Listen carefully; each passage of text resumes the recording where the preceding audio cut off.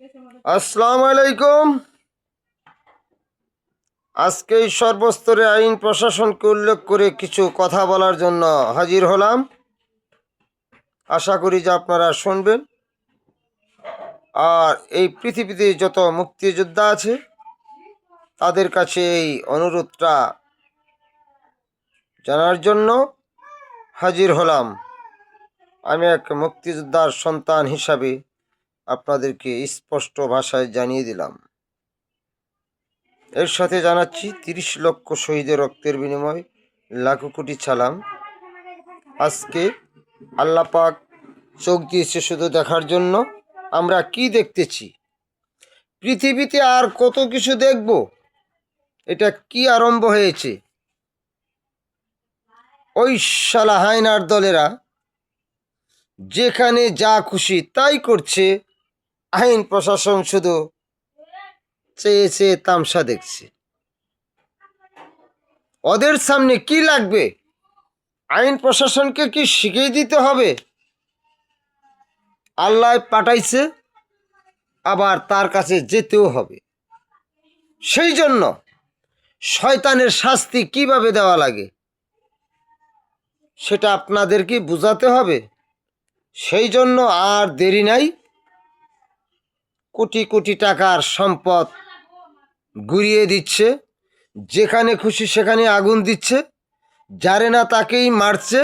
আর আইন প্রশাসন চেয়ে চেয়ে দেখছে। শয়তানের কাজ শুধু যেখানে সুখ শান্তি, যেখানে ভালো আনন্দ উল্লাস, সেখানেই শয়তানের ধ্বংসস্তূপ চালানোই এইটাই কাজ। সেই জন্য আজকের থেকে আপনাদেরকে লাস্ট ওয়ার্নিং দিয়ে দেওয়া হলো, কোনো শয়তান যেন এই আইনের কাছ থেকে পাহাতে না পারে। যে কয়টা লোকে ৩২ বাড়ি ভেঙেছে, প্রতিটিকে চিহ্নিত করে আইনের কাছে দেখাতে হবে। যেমন ওই যে কে কে বাড়ি ভেঙেছে তাদের আইডির ফটোকপি, তাদের ছবি, তাদের ইউনিয়ন, ডিস্ট্রিক্ট সব কিছু শনাক্ত করতে হবে। তাহলে এই সব শয়তান ধরার জন্য সহজ হবে। ওরা কি হয়েছে, ওদের থাকার স্থান কোথায়, সেই জন্য আর দেরি না করে, যেরকম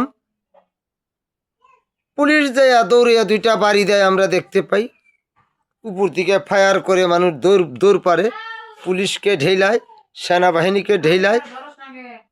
এটা কি আরম্ভ হয়েছে? মারে একজনে 10 জন কষ্ট পায়। এইটা তো আল্লাহ বিধান দেয় নাই। পাপ করব আমি, ভুগবো আমি, আমার মা বাবা তো ভুগবে না, আমার ভাই বোন তো ভুগবে না, বা আমার শরীর তো ভুগবে না।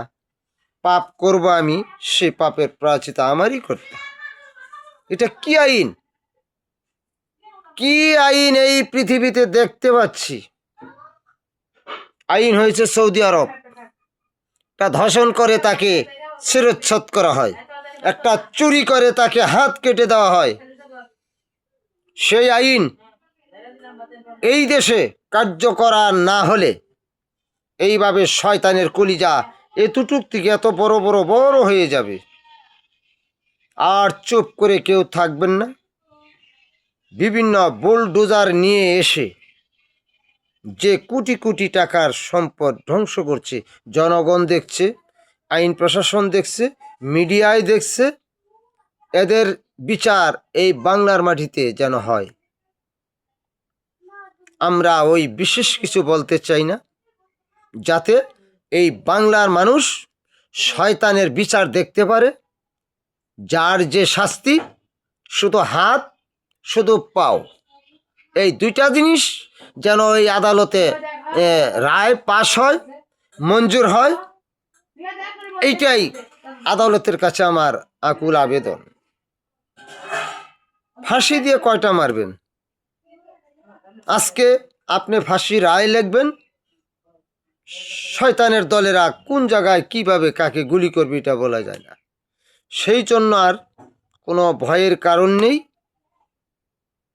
আমার সম্পদ আরেকজনে এসে ভেঙে যাবে, এইটা তো আইনে বলে নাই।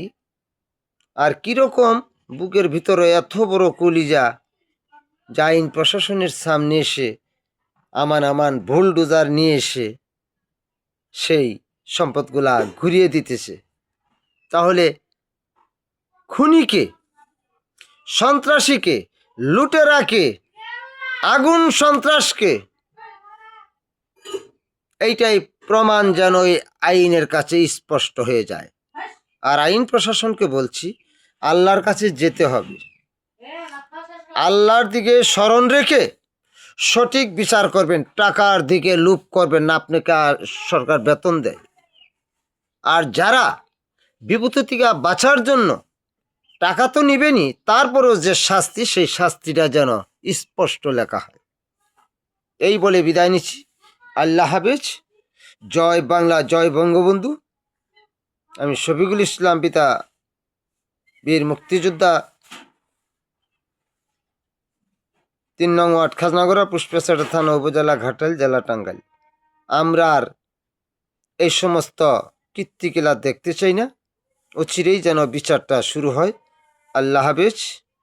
জয় বাংলা, জয় বঙ্গবন্ধু। আসসালামু আলাইকুম। আমার খুব কষ্ট হচ্ছে এগুলা দেখার জন্য। আলহামদুলিল্লাহ।